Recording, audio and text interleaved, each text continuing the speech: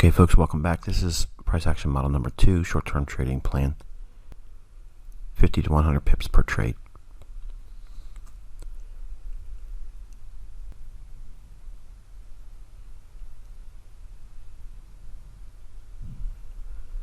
All right, so ICT price action model number 2, short-term trading model. And again, the objective is 50 to 100 pips per trade.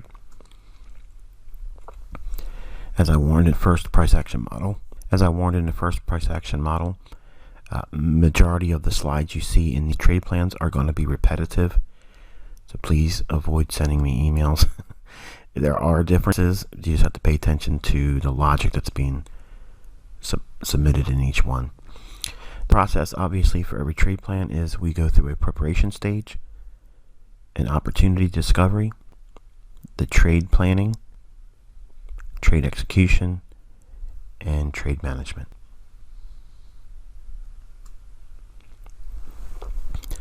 In the preparation, we always refer to the economic calendar for the coming week, noting all medium and high impact news events for the markets that we intend to follow.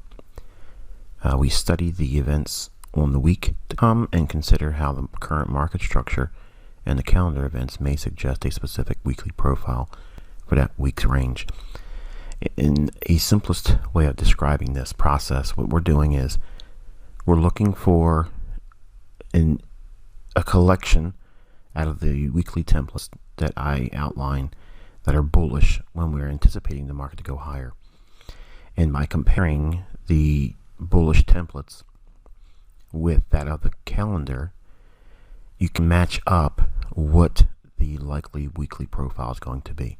Now, it's not going to be 100% based on just that, because there's always a variable, but that's what I do. I go in and look at if I see a high impact news event that's really centered on Tuesday, London Open, then I'm going to be looking at the Tuesday low of the week weekly profile, and or the Wednesday low of the week weekly profile.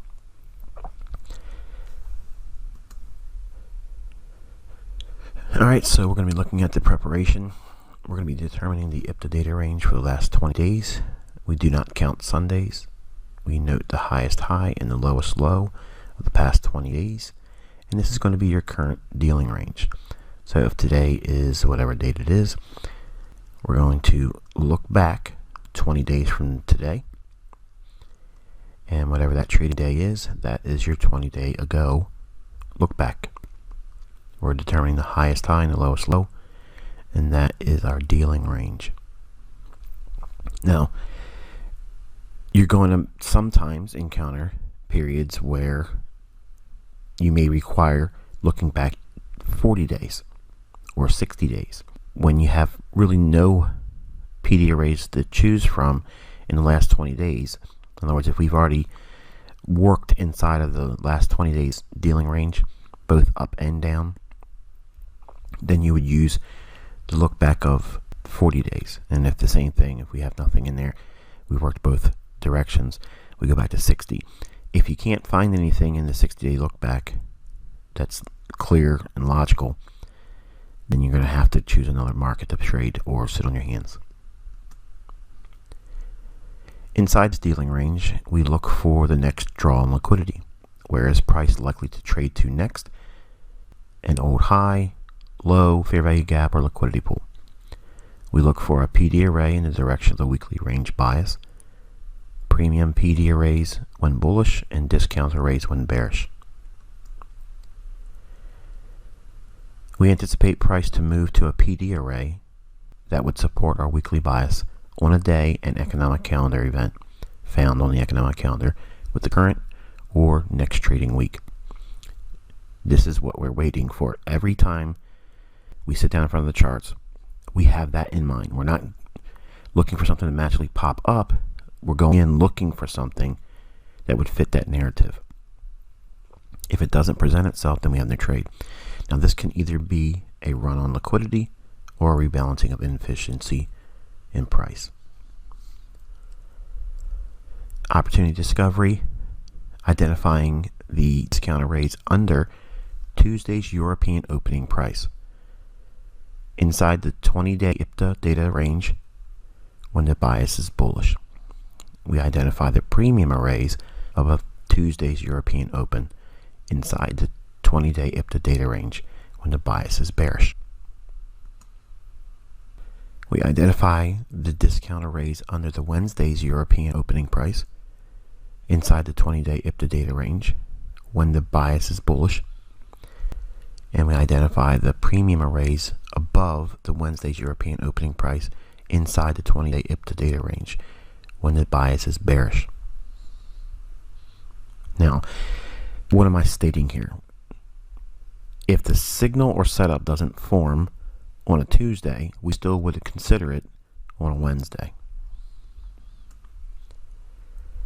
All right, trade planning. When the market is primed, we want to look for a convergence of both manipulation and price opposite to our trade bias at a time that the economic calendar suggests a volatility injection will likely unfold.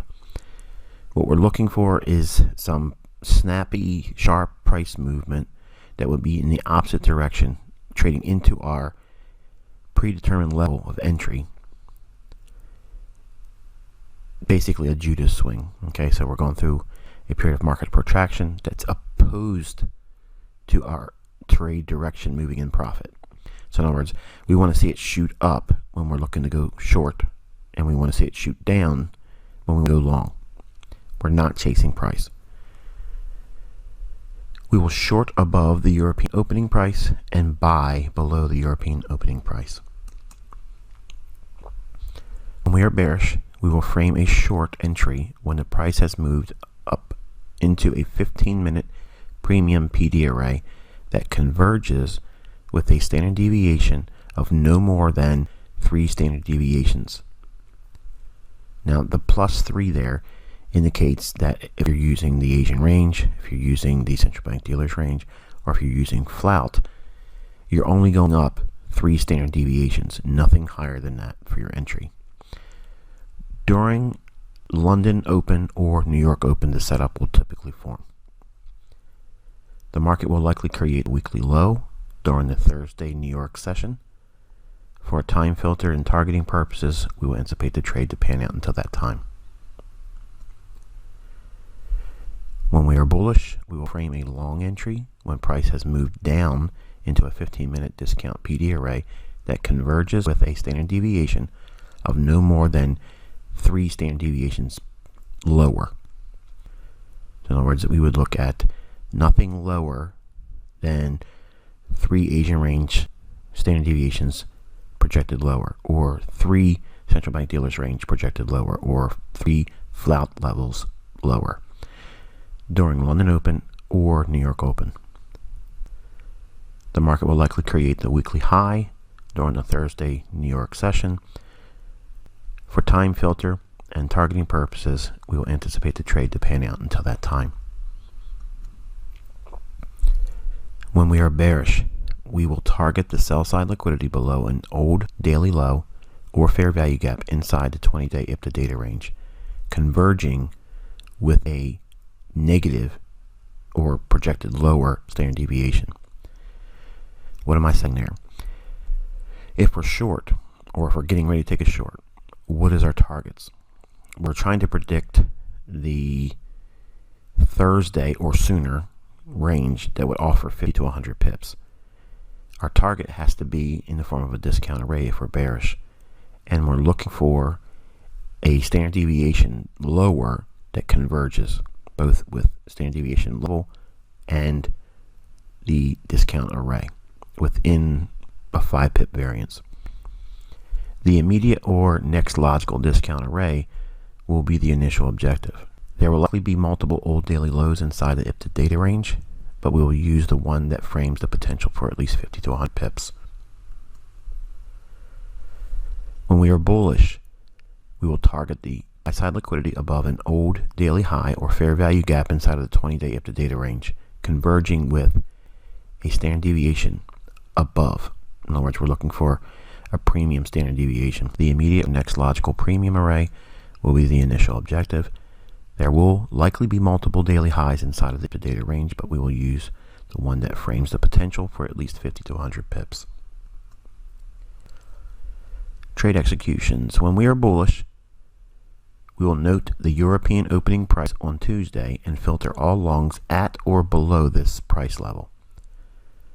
We will anticipate a 15-minute optimal trade entry to form inside of a retracement lower during London Open and or New York Open kill zones, or a sell stop raid. When we are bullish, we will note the Asian range high on Tuesday and place a buy stop at this level plus 1 pip after 2 a.m. Eastern Standard Time. Now this is an alternative trade execution. This is basically buying strength. So in essence, you aren't technically chasing price, because what we're doing is after 2 o'clock in the morning, the assumption is that we have already seen price drop down. Instead of waiting for price to potentially go lower and give us a loss by trying to catch the low, we can just simply use the Asian range high, put a buy stop there, and let it go. Let it buy us into the move with strength. But it has to be done after 2 a.m. So at 2 a.m. when price starts to drop down, if you're still learning how to project the low of the day, you can get your order in the event. Once it turns around and starts to go higher, you'll let the market seek its own low, and then you'll buy the breakout of the Asian range high. We will anticipate price to have made the low of the day after price starts its decline under the Asian range low and or European opening price. When we are bearish, we will note the European opening price on Tuesday and filter all shorts at or above this price level. We will anticipate a 15-minute chart optimal trade entry to form inside of the retracement higher during London Open and or New York Open and kill zones, or a buy stop raid. Okay, the alternative trade execution when we're bearish, we will note the Asian range low on Tuesday and place a sell stop at this level minus 1 pip after 2 a.m. Eastern Standard Time. We will anticipate a price to have made a high of the day after price starts its ascent above the Asian range high and or European opening price. Now, if we do not get a setup on Tuesday, the things that I've mentioned here for alternative trade executions for both bullish and in this slide here bearish would be the same thing for Wednesday. So we would be using Wednesday's European opening price. So everything we would see here that says Tuesday, we would just replace Tuesday with Wednesday and just repeat the same process. Short trade management. When we are entering a short, we will place a sell limit order on all positions we will execute on with our demo account. We will use the standard deviation and PD array convergence minus 5 pips as our entry price when using the sell limit order. If multiple orders are used, all use the same entry price in the sell limit orders. When we are entering a short, we will place a limit order to take 50 pips as our objective on one position. We will place a second limit order to take 75 pips as our second objective. We will use multiple orders to manage the trade idea. If you capture a 100 pip objective, close the trade and be content.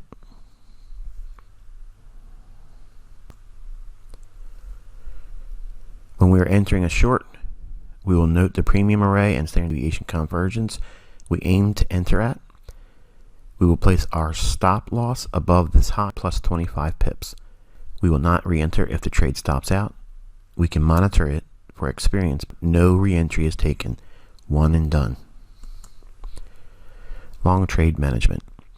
When we are entering a long, we will place a buy limit order on all positions we will execute on a demo account. We will use standard deviation and PD array convergence plus 5 pips as our entry price when using the buy limit order. If multiple orders are used, all use the same entry price in the buy limit order.